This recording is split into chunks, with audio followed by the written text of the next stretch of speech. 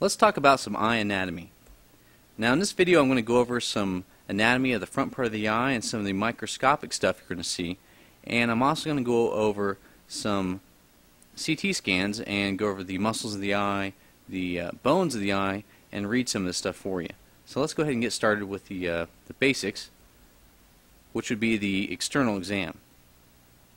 Now the first thing you're going to see in an eye exam is the conjunctiva, and the conjunctiva is just a layer of tissue that sits on top of the eye, and it's clear, and it sits right here on the white part of the eye. Now the conjunctiva is not white, it's clear. You're seeing the white of the eye underneath, and the conjunctiva is a layer of tissue that protects the eye and also creates a surface underneath. It actually loops underneath the inside of the eyelid and forms the back of the eyelids here, and explains why if you say have a contact lens that slips down, why it doesn't go behind your eyeball. It gets trapped by the conjunctiva here. And people that get conjunctivitis get a infection of this layer of tissue. Now the conjunctiva actually inserts right here at the limbus where it becomes clear cornea, and that's the front of the eye, of course. And if we take a picture of this, we see here's the limbus, and the conjunctiva is a thin layer of tissue here, and there's actually little blood vessels running through the conjunctiva. And when you get, say, a conjunctivitis, these blood vessels will dilate and get very red, and that's why your eyelid's pink.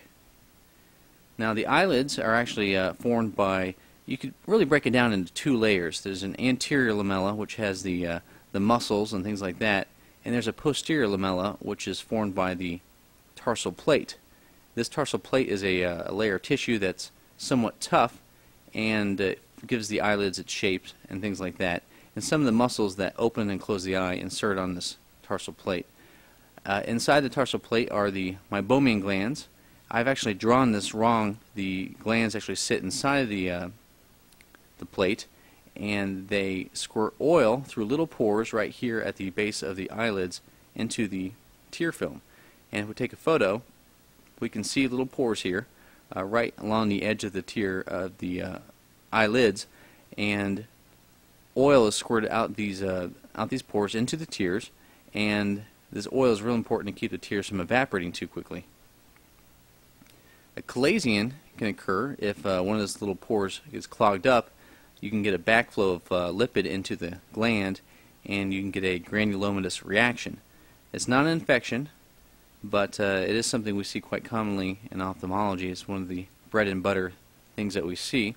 And people will have a hard lump on their eyelid. It's not tender, it's not infected, but they usually won't go away on their own, and we have to actually flip the eyelid over and use a little scalpel to incise and drain these things. Now that's much different than a stye, which is more like a pimple. It's a little small localized infection, which is usually self-limited, typically red and very tender. The two main eyelid muscles you need to know about are the orbicularis, and these are the muscles that are formed in a circular pattern around the eyes and actually close the eye, and it's controlled by cranial nerve 7. So if you have, say, a Bell's palsy where you lose the facial muscles on this side, these patients have a hard time closing their eye, and that can create a lot of exposure problems.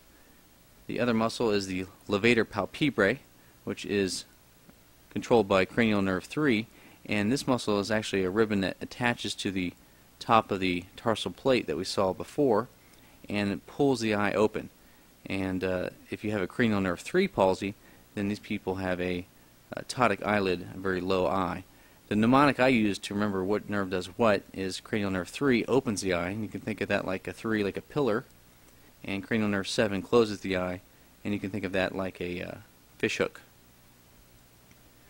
The lacrimal system controls the tears and the tear drainage. Now the majority of tears are actually produced by accessory glands up in the conge, up in the fornix usually, but a lot of our reflex tearing is produced by the lacrimal gland up here in the corner, which squirts tears into the tear film here.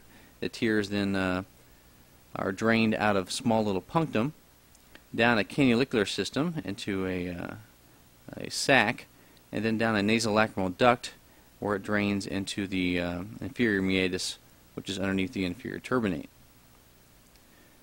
Here's a video just to show you what those punctum look like. They're very small, and you've got two of them, one on the bottom, one on top, And here's a close-up video of one of them. Here's another patient. This one's a little bit more obvious. Now, people have different size punctum. Sometimes they don't have punctum. People who have chronic dry eyes, we can actually put a little plug inside of this thing, and that way their tears don't drain too quickly, and that seems to alleviate a lot of their symptoms. Here's a patient who had the opposite. She came in complaining of tearing, and under exam you can see that she has an eyelash that's actually stuck in the punctum on that side. So we just pulled that out and her symptoms went away. Here's an axial CT. I wanted to show you this because the tears from the eye drain into the nose, and they drain down the nasolacrimal duct. And if we start up here at the eye and move our way down, this is right here medially, and follow this down, you can actually see a little hole here, and that's the nasolacrimal duct. Just a little circle, and as you go down it drains into the nose, and here it is draining into the nose. And you can imagine if someone has a lot of facial fractures or some type of dysgenesis of the bones, that this could be broken, and that can cause a lot of problems with tearing. If you do have a lid laceration, the most worrisome area really is medially, because you can cut right through the canalicular structures, and this needs to be repaired surgically, where we'll actually run a tube through the system and leave that tube there for while everything heals up around it in order to keep this this drainage patent. But let's go on to the globe, because that's what we're going to be talking about for the most part.